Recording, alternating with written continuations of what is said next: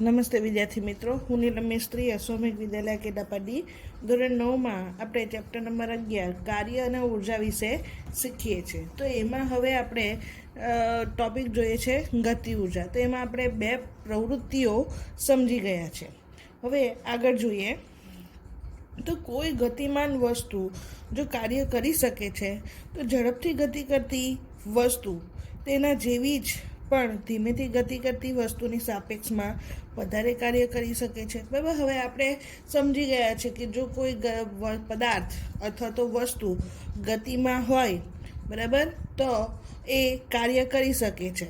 તો શું ઝડપથી ગતિ કરતી વસ્તુ છે એ ધીમી ગતિ કરતી વસ્તુ કરતાં વધારે કાર્ય કરી શકે છે?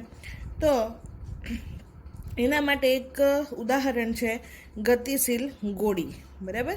એક ગતિશીલ ગોળી, ઝડપથી ફૂંકાતો પવન, ગોળ ફરતું પૈંડું, એક ગતિશીલ પથ્થર કાર્ય કરી શકે છે. હવે ગોળી પોતાના લક્ષ્યને કેવી રીતે વિંધે છે એ આપણને ખબર જ છે. બરાબર. આપણે હાથથી છૂટો પથ્થર નાખીએ અને ત્યારે જે ઘા થાય છે તે, અને બંદૂકમાંથી છૂટેલી ગોળી, બરાબર, અને ગોળી વાગવાથી જે ઘા થાય છે એનું પરિણામ આપણને દરેકને ખબર જ છે. બરાબર, કે પથ્થર મારવાથી જે ઘા થશે એ થોડા પ્રમાણમાં ઓછો હશે, એની સરખામણીમાં ગોળી વાગવાથી જે ઘા થાય છે એ ખૂબ જ વધારે હોય છે. બરાબર. તો એનું કારણ શું છે?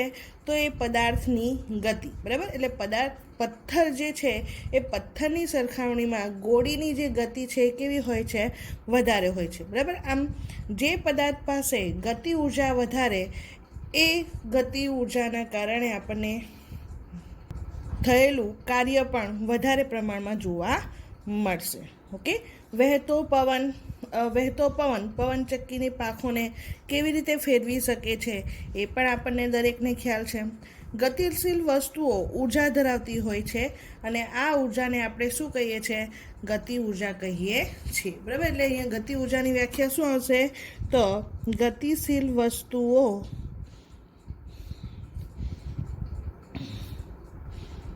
ઉર્જા ધરાવે છે જેને ગતિ ઉર્જા કહે છે. બરાબર. આ થશે ગતિ ઉર્જાની વ્યાખ્યા. કે જેટલા પ્રમાણમાં ગતિ ઉર્જા વધારે હશે એટલા પ્રમાણમાં થયેલું કાર્ય પણ આપણને કેવું મળશે? વધારે મળશે. ઓકે. બીજું ઉદાહરણ જોઈએ પવનનું. બરાબર. તો સામાન્ય પવન આવતો હોય તો એ આપણને પવન લાગતો હોય છે. બરાબર. એના કારણે કોઈ પણ પ્રકારનું નુકસાન થતું નથી. પરંતુ જો વાવાઝોડું આવે તો, બરાબર, આપણને દરેકને ખબર છે કે વાવાઝોડું આવે એટલે કે પવનની જે ગતિ છે એ કેવી હોય છે? ઘણી વધારે હોય છે. બરાબર. અને એ પવનની વધારે ગતિના કારણે ઘણું બધું નુકસાન આપણે ઝેલવા પડતું હોય છે. બરાબર. તો આમ પવનની જે સામાન્ય ગતિ છે અને વધારે પડતી ગતિ છે, તો સામાન્ય ગતિમાં કોઈ પણ પ્રકારનું આપણને નુકસાન થતું નથી. બરાબર. એટલે એના પરથી આપણે ખ્યાલ મેળવી શકીએ કે જેમ ગતિ ઉર્જા વધારે હોય છે તેમ એનું થયેલું જે કાર્ય છે એ પણ કેવું મળે છે? આપણને વધારે મળે છે. બીજા ઉદાહરણ પણ તમને અહીં આપેલા છે, જેમ કે નીચે પડતું નાળિયેર, ગતિમાન કણ. બરાબર. ગતિ ઉર્જા ધરાવતા ઉદાહરણ, પદાર્થ ગતિ ઉર્જા ધરાવે છે તેના ઉદાહરણ. બરાબર. તો એ ઉદાહરણ કયા છે?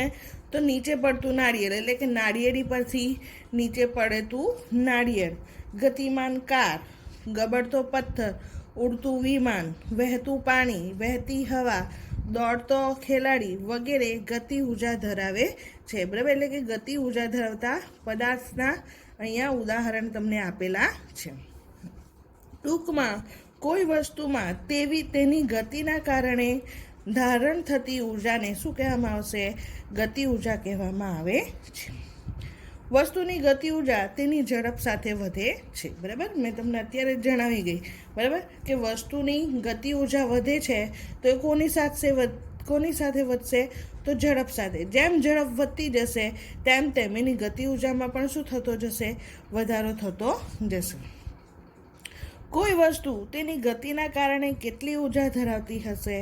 તો વ્યાખ્યા પરથી આપણે જાણી શકીએ કે કોઈ નિશ્ચિત વેગથી ગતિ કરતી વસ્તુની ગતિ ઊર્જા તે વસ્તુને તે વેગ પ્રાપ્ત કરવા માટે કરવા પડતા કાર્ય બરાબર હોય છે. તો હવે આપણે વસ્તુની ગતિ ઊર્જાને એક સમીકરણ સ્વરૂપે અહીંયા જોવાના છે. ધારો કે એમ દળની વસ્તુ, બરાબર, આપણે એક વસ્તુ લીધી છે, એ વસ્તુનું દળ કેટલું લીધેલું છે? એમ દળ. ધારો કે એમ દળની વસ્તુ યુ જેટલા સમાન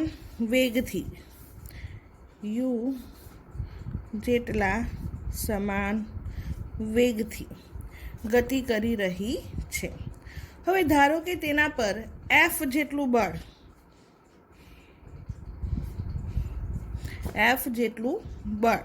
સ્થાનાંતરની દિશામાં લાગે છે, બરાબર, અને એ બળ લાગે છે એના કારણે શું થાય છે? તો એફ જેટલું બળ લાગવાના કારણે એના વેગમાં શું થશે?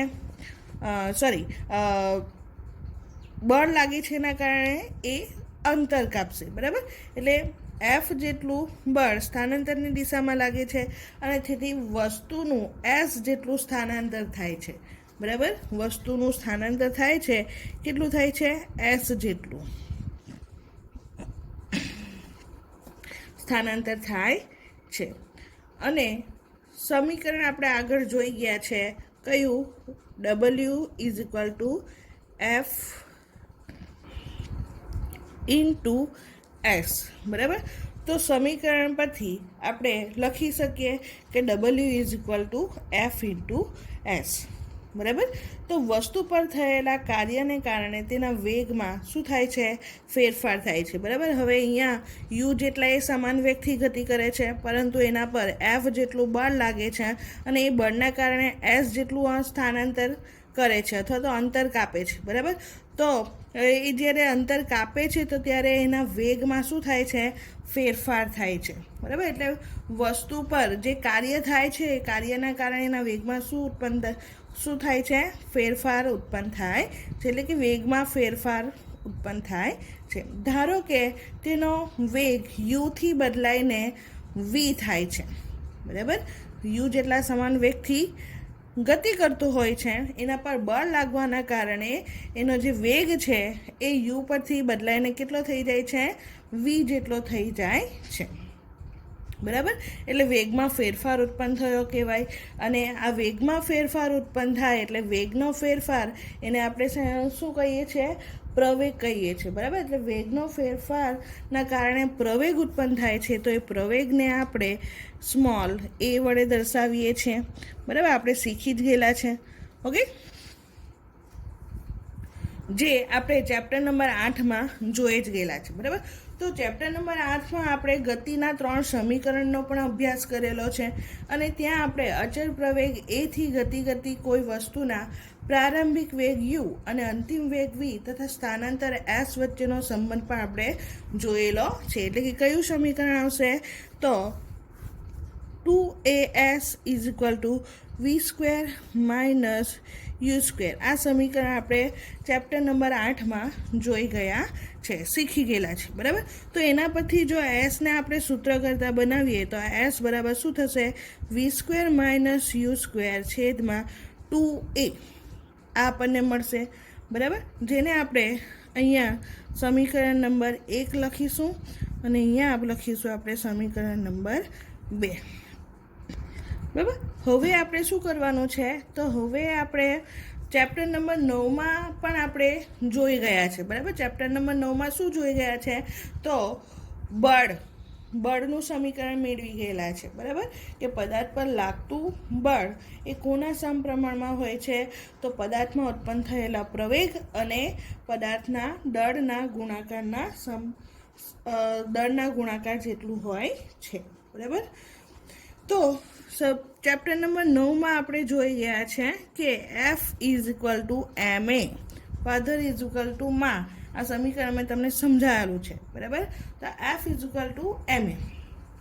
તો આ સમીકરણના આપણે નંબર આપી દઈએ, સમીકરણ નંબર 3, ઓકે. આ સમીકરણ નંબર 1, આ 2 અને આ 3, ઓકે. હવે આપણે શું કરવાનું છે? તો આ જે સમીકરણ 2 અને 3ની જે કિંમત છે એને આપણે સમીકરણ 1માં મૂકવાનું છે. બરાબર, તો અહીંયા લખીએ આપણે સમીકરણ 2 અને 3ની કિંમત સમીકરણ 1માં મૂકતા. બરાબર, તો સમીકરણ 1માં જો આ કિંમત મૂકશું આપણે તો આપણને શું મળશે? તો અહીંયા લખીએ W is equal to F is equal to શું લીધું આપણે? MA. ઓકે, અહીંયા જ લખીએ, તમે કન્ફ્યુઝ થઈ જશો. W is equal to F is equal to MA છે. બરાબર, એટલે Fના જગ્યાએ આપણે શું લખશું? MA ગુણ્યા S. બરાબર, શું મળ્યું આપણને? V² માઇનસ U² છેદમાં 2A. ઓકે, હવે શું કરવાનું છે? તો એ છેદમાં જે 2 છે એ 2ને આપણે સાઈડમાં લઈ આવીએ. બરાબર, તો W ઇઝ ઇક્વલ ટુ શું થશે? 1/2. બરાબર, આ 2ને આપણે અચળ સંખ્યા જે છે એને આપણે અલગ કરી લઈએ. બરાબર, આ એ કેન્સલ થઈ જશે. બરાબર, અહીંયા અંશમાં છે ને અહીંયા છેદમાં છે એટલે એ કેન્સલ થઈ જશે. બાકી શું રહ્યું? તો M કૌંસમાં V² માઇનસ U² લખી શકીએ આપણે. બરાબર, હવે આપણે કૌંસ છોડીએ તો W ઇઝ ઇક્વલ ટુ શું થશે? 1/2 MV² માઇનસ U². આ રીતે લખી શકાય. બરાબર, ઓકે, તો આ જે સમીકરણ મળ્યું એને આપણે સમીકરણ નંબર 4 તરીકે લખી શકીએ. બરાબર, તો એ સમીકરણ 4 જે મળ્યું એ શું બતાવે છે? તો જો સ્થાયી અવસ્થામાં પોતાની ગતિની શરૂઆત કરતી હોય ત્યારે જે U છે, બરાબર, ઓકે, આ સમીકરણને આપણે આગળ પણ લખી શકીએ. W is equal to 1/2 MV² minus 1/2 MU². આ રીતે પણ તમે આ સમીકરણ લખી શકો છો. ઓકે, હવે જો પદાર્થ સ્થાયી અવસ્થામાં હોય અને પછી પોતાની ગતિની શરૂઆત કરતો હોય તો સ્થાયી અવસ્થામાં હોય એટલે કે એનો જે પ્રારંભિક વેગ U હોય એ કેવો હોય? 0 હોય. બરાબર, એટલે હવે જો U બરાબર 0 લેવામાં આવે તો આ સમીકરણમાં યુની કિંમત જો 0 મૂકવામાં આવે તો U સાથે જેટલા પણ પેરામીટર છે એ કેવા થઈ જશે? 0 થઈ જશે. બરાબર, એટલે જો પ્રારંભિક વેગ 0 હોય તો આપણને શું સમીકરણ મળશે? તો W is equal to 1/2 MV². આ સમીકરણ મળે છે. આને આપણે સમીકરણ નંબર 5 કહી શકીએ. બરાબર, તો અહીંયા આપણને સ્પષ્ટ થાય છે કે કરેલ કાર્ય એ વસ્તુની ગતિ ઊર્જામાં રૂપાંતર પામે છે. બરાબર, જો U ઇઝ ઇક્વલ ટુ 0 હોય તો થયેલું કાર્ય કેટલું મળે છે આપણને? 1/2 MV² જેટલું મળે છે. આમ M દળ તથા V જેટલા સમાન વેગથી ગતિ કરતી વસ્તુની ગતિ ઊર્જાનું મૂલ્ય આપણને કેટલું મળે છે? તો M દળ અને V જેટલા વેગથી ગતિ કરતી પદાર્થનું જો આપણને શું જોઈતું હોય? ગતિ ઊર્જા જોઈતી હોય તો બરાબર, તો ગતિ ઊર્જાને શેના વડે દર્શાવવામાં આવે છે? EK, energy of kinetic energy. બરાબર, ગતિ ઊર્જાને ઇંગ્લિશમાં કાઇનેટિક એનર્જી કહેવાય. બરાબર, એટલે EK, energy of kinetic energy. બરાબર, તો EK બરાબર શું મળે છે આપણને? 1/2 MV² મળે છે. બરાબર, આ છે સમીકરણ નંબર 6. ઓકે, ખ્યાલ આવ્યો બધાને? બરાબર, તો આ ગતિ ઊર્જાનું સમીકરણ આપણને અહીંયા મળે છે. બરાબર, EK is equal to 1/2 MV². Okay, હવે આ સમીકરણની મદદથી તમને ઉદાહરણ આપેલું છે તો એ ઉદાહરણ સમજી લઈએ. તમને અહીંયા રકમ આપેલી છે કે 15 kg દળની એક વસ્તુ 4 મીટર પર સેકન્ડના સમાન વેગથી ગતિ કરે છે તો વસ્તુની ગતિ ઊર્જા કેટલી હશે? ઓકે, આપણે અહીંયા દાખલાની ગણતરી જોઈએ. ઉદાહરણ 11.3. બરાબર, તમને અહીંયા શું કીધું છે કે 15 kg દળની વસ્તુ. બરાબર, એટલે કે અહીંયા પદાર્થનું દળ M બરાબર કેટલું આપેલું છે? 15 kg. બરાબર, અને એ 4 મીટર પર સેકન્ડના સમાન વેગથી ગતિ કરે છે. એટલે તમને અહીંયા કયો વેગ આપેલો છે? પ્રારંભિક વેગ નહીં, ગતિ કરે છે એવું કીધેલું છે, બરાબર, એટલે એનો અંતિમ વેગ છે. અને કેટલો છે? 4 મીટર પર સેકન્ડ. તો પદાર્થની ગતિ ઉર્જા શોધો, એટલે કે ઈ કે તમારે શોધવાનું છે, બરાબર. તો ઈ કે બરાબર આપણને અહીંયા સમીકરણ મળ્યું છે. શું મળ્યું? ઈ કે ઇઝ ઇક્વલ ટુ 1/2 mv², બરાબર. આ સમીકરણમાં આપણે આ કિંમત મૂકીએ તો 1/2 m બરાબર કેટલા છે? 15 અને v બરાબર 4 વર્ગ. ઓકે, 1/2 ગુણ્યા 15 ગુણ્યા 4 ગુણ્યા 4 આ રીતે લખી શકીએ. 2 દુ 4, બરાબર. તો 15 દુ 30 ગુણ્યા 4, 4 તાલી 12 અને 0 120, બરાબર. શું મળ્યું આપણને? ગતિ ઉર્જા 120 મળી અને એનો એકમ શું છે? જૂલ, બરાબર. તો આપણને ગતિ ઉર્જા કેટલી મળે છે? કે ઇઝ ઇક્વલ ટુ 120 જૂલ મળે છે, બરાબર. તો આ રીતે આપણે સમીકરણનો ઉપયોગ દાખલાની ગણતરી માટે કરી શકીએ છીએ. બીજું ઉદાહરણ આપેલું છે એ જોઈ લઈએ. 11.4 ઉદાહરણ જો. તો જો કોઈ કારનું દ્રવ્યમાન 1500 kg હોય તો તેના વેગને 30 કિલોમીટર પર કલાકથી વધારીને 60 કિલોમીટર પર કલાક કરવા માટે કેટલું કાર્ય કરવું પડશે, બરાબર. હવે અહીંયા તમને દળ આપેલું છે પણ વેગ 2 આપેલા છે. પ્રારંભિક વેગ પણ આપેલો છે અને અંતિમ વેગ પણ આપેલો છે, બરાબર. અને પછી તમને શું કીધેલું છે? કે કેટલું કાર્ય કરવું પડશે એવું કીધેલું છે તમને, બરાબર. એટલે અહીંયા તમારે પ્રારંભિક ગતિ ઉર્જા પણ શોધવી પડશે અને અંતિમ ગતિ ઉર્જા પણ શોધવી પડશે, બરાબર. અને ત્યાર પછી આપણે શું કરવાનું છે? તો પ્રારંભિક અને અંતિમ જે ગતિ ઉર્જા છે એનો તફાવત શોધશું. ત્યારે આપણને શું મળશે? કેટલું કાર્ય કરવું પડે એ આપણને મળશે. ઓકે, તો દાખલાની ગણતરી જોઈએ. તો ઉદાહરણ 11.4, બરાબર. દળ આપેલું છે આપણને 1500 kg, બરાબર. પ્રારંભિક વેગ, કારનો પ્રારંભિક વેગ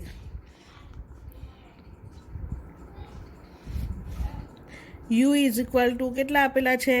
30 કિલોમીટર પર કલાક. હવે આ જે વેગ આપેલો છે આપણને કિલોમીટર પર કલાકમાં આપેલો છે, તો એને આપણે પહેલાં તો મીટર પર સેન્ટીમીટરમાં ફેરવવો પડશે, બરાબર. એટલે 30 ગુણ્યા 1000 ભાગ્યા 3600, બરાબર, મીટર પર સેકન્ડ. 0 0 કેન્સલ થઈ જશે, બરાબર. એટલે 30 ગુણ્યા 10 ભાગ્યા 36. હવે 5 છંગ 30 અને 6 છંગ 36, 50/6, બરાબર. 50/6. હજુ પણ ભાગ જશે. 2 તાલી 6 અને 25 દુ 50, એટલે આપણને આન્સર મળશે 25/3 મીટર પર સેકન્ડ. ઓકે, આ પ્રારંભિક વેગ થયો. એ રીતે કારનો અંતિમ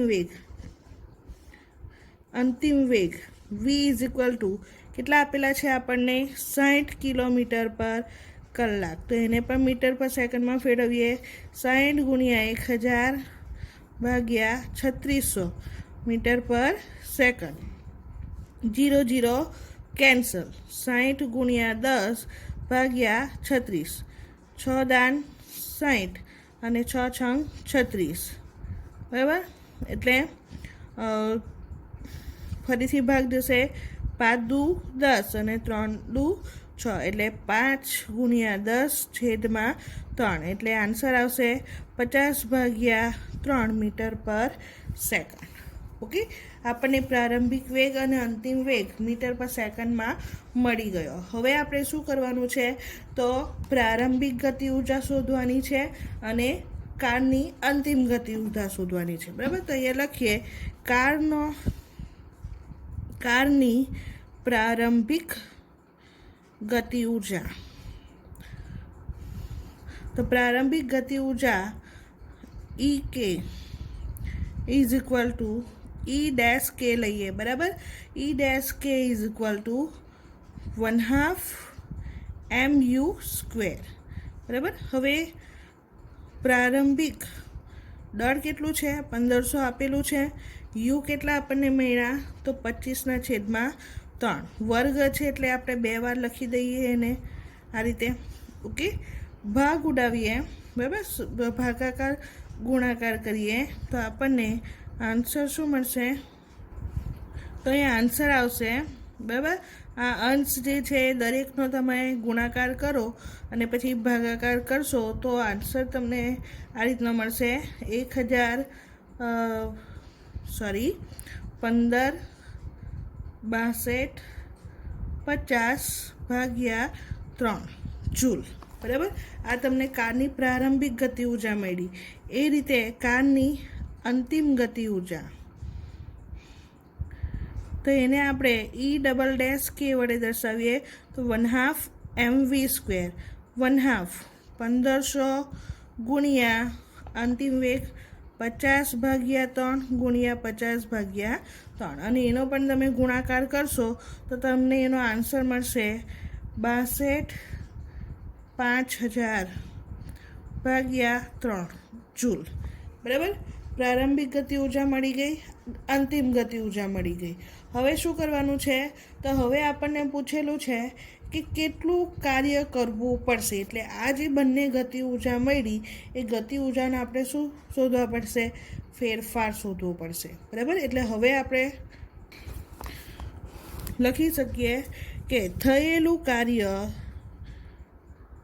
બરાબર ગતિ ઉર્જામાં ફેરફાર, બરાબર. એટલે કે W બરાબર શું મળશે આપણને, તો E∬k -E'(k). ઓકે, હવે E∬k કેટલા મળ્યા આપણને, તો 62,5000/3 -15/6250/3, બરાબર. તમે લસા લેશો તો ભાગ્યા 3 જ છે, બરાબર. એટલે શું થશે, 62,5000 -15/6250/3. ઓકે, આ રીતે જો તમે ગણતરી કરશો તો તમને આન્સર શું મળશે, 15/6250 જૂલ, બરાબર. W બરાબર આન્સર કેટલો મળશે, 15/6250 જૂલ આન્સર મળે છે. ઓકે, તો આ રીતે તમે ગતિ ઉર્જા થયેલું કાર્ય, ગતિ ઉર્જાની મદદથી થયેલું કાર્ય પણ તમે શોધી શકો છો. ઓકે, અહીં આપણે આ લેક્ચર ફિનિશ કરીએ. નેક્સ્ટ પ્રશ્ન આપેલા છે જે આપણે બીજા લેક્ચરમાં જોશું. Thank you.